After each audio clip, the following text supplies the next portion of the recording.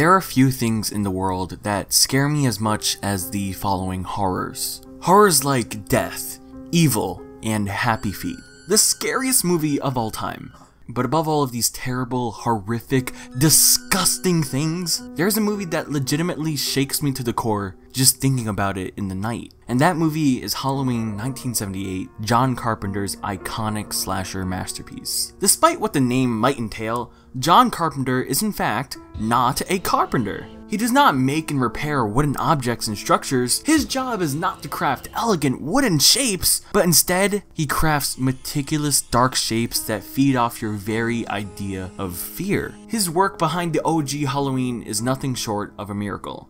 My introduction to the Halloween series came from a seasonal event on the AMC channel, where they would play nothing but horror movies for days on end. That is when I discovered the complex and confusing story of Halloween. An insane and spiraling series that fascinated my child self greatly. I knew that many of these movies were utter dog shit, but I found myself entranced in so many elements. The way Dr. Loomis speaks about pure evil, every single speech would shake my bones to the core.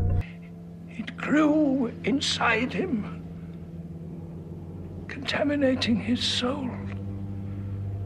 It was pure evil. Or that mask. That goddamn lifeless, faceless, but having a face mask. The mask goes through many incarnations in the Halloween series, ranging from beautifully terrifying to dogshit dumpster fire of plastic ass titty milk. But when that mask is at the top of the game, oh man, I am holding onto my sheets and crying away the night. I mean, it's a simple mask. The story of its design is simple and very much well known. The production designer Tommy Lee Wallace and Gromit took a $2 William Shatner mask and sprayed white juice on it in the form of paint all over that damn bad boy. So basically it resembles the face of a man, but also it doesn't. The terrifying nature of the mask comes from the fact that you can imagine a person wearing it as a human, but also know that they are the furthest thing from it. Take my nerd friend Joe for example. He has a pretty face, it got nice features, he's pretty cute. But when I slightly remove the detail of those features, it becomes greatly more creepy. In Halloween 1978, that OG white juice painted mask is used so perfectly. This man, John Carpenter, the non-carpenter, made it so that I would be terrified of any person to ever wear a basic Mike Myers mask. Just simple heart-gripping emptiness in a cold, dark face. Just like my mother's reaction when I told her I would be a YouTuber. Halloween is the be-all, end-all, genre-shaping film that defines slasher films and character standoffs and pretty much never-ending horror gizmo-stismo. Rightfully so though. It's a small indie movie that became mad successful. And it's also really fucking incredible. So hell yeah, it deserves every single praise it can receive. The only issue for me is that I cannot watch it without goddamn nightmares. I am a 19-year-old man-child, and every time I watch Halloween, I actually check every corner of my apartment. The shadows that loom in my room only look like Michael Myers after every viewing, and god damn it, that is a problem. Why is something that I've seen so many times over before just so creepy to me? Why is it that a movie nearly 40 years old is the only thing that scares me, besides Happy Feet? Honestly, I have no fucking idea why. This is 24 Frames of Nick. I'm not good at analyzing stuff, but what I am good at is feelings. And Halloween gives me all types of feelings. Anxiety, terror, bloating, and nausea to name a few. So Halloween kicks off with a beautifully haunting title sequence with the movie's main score. We get closer and closer to a pumpkin, and that pumpkin definitely looks like he's up to some shit. We cut to a POV shot of this iconic ass house. Side note, apparently the house is now home to a chiropractor's office. Another scary thing, back pain. So we follow this POV of a young boy into his sister's room where he slices her up at the age of 6. That boy is little Michael Myers. Fast forward many years in the future, and Mike Myers escapes from a mental institution with the help of his mental doctor guy, Dr. Loomis, and his car. I mean, he didn't help him, but he gave him the car, so he helped him. Actually, it's not even Dr. Loomis's car, I don't even know what my point is here. But once Michael Myers escapes with that car, he goes to Haddonfield, Illinois, where his original home was as a child. He returns there and he finds Lori, because her father's actually a realtor of that building. And so, Michael Myers just picks her to kill. Okay, so Michael Myers escapes and stalks Lori completely out of coincidence. In the later movies, there's some bullshit connection made where they are relatives, but you know, screw that hullabaloo. The fact that Michael Myers just comes across this girl and just picks her to stalk is terrifying. So we go through the day just watching these teens plan and get ready for Halloween, all while Michael Myers is lurking around unknowingly to them. When the time finally comes for the first kill, we hear the kid scream of the boogeyman. I can't believe this. I can't tell you anything. Every time I tell you something, everybody else knows about it. Laurie, Oh, I'm so embarrassed. I couldn't even Boogeyman is face him. outside. Laurie's out there. Hold on.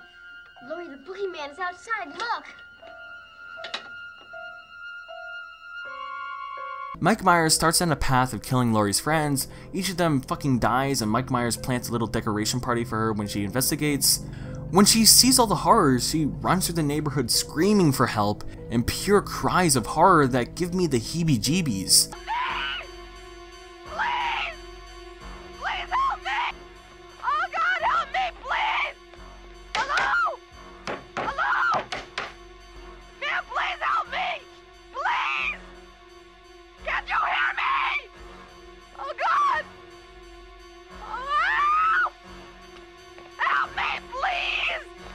Even though this man is just jaunting around. This all comes together in a small and confined standoff upstairs where Laurie stabs Michael in the eye with a coat hanger.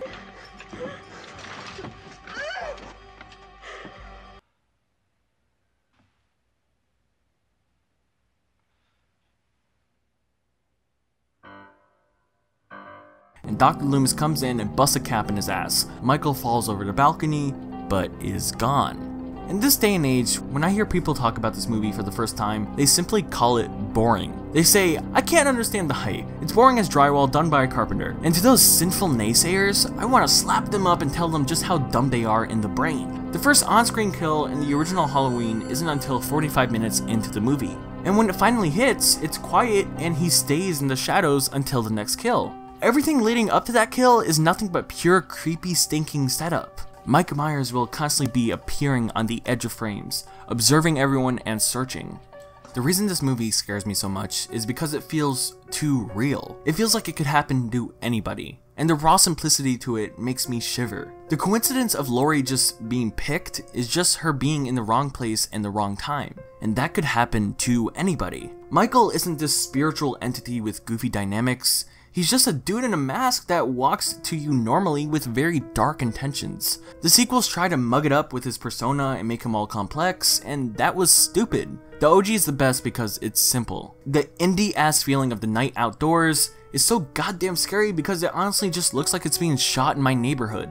I can never help but put myself in Laurie's shoes when she's running door to door asking for help and receiving none of it. In the daytime when Laurie sometimes notices Michael and her friend calls him out to antagonize him, he stops for a moment but continues onward. And oh my god, I have no idea why those super small aspects like that add so much realism to the horror. And then all throughout the film you got that iconic killer tune just blasting about when he's nearby. You got John Carpenter the non-Carpenter hitting them keys like he's a murderer behind the scenes. The song will kick in for a second when he's near Laurie and she spots him, then boom, when he's gone, so are the tunes. There are bad things about this movie too, don't get me wrong. Like when Michael kills a dog, that's minus points. We don't kill good boys, no matter what.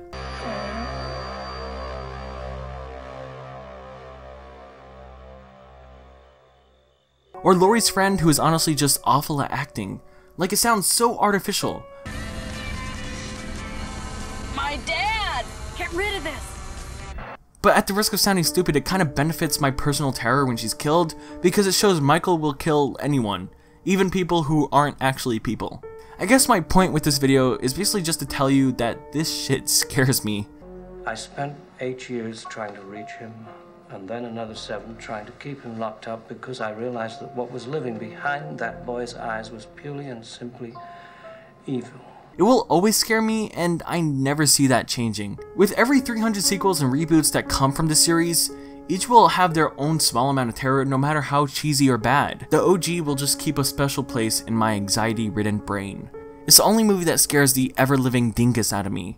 Except one. There's one god-awful, disgusting creature film that has traumatized me since my pupils were given the gift to conform light into vision. Since my ears were able to pull sound waves out of Satan's asshole and turn it into music. The horror I am talking about is Happy Feet. That's where the true terror lies.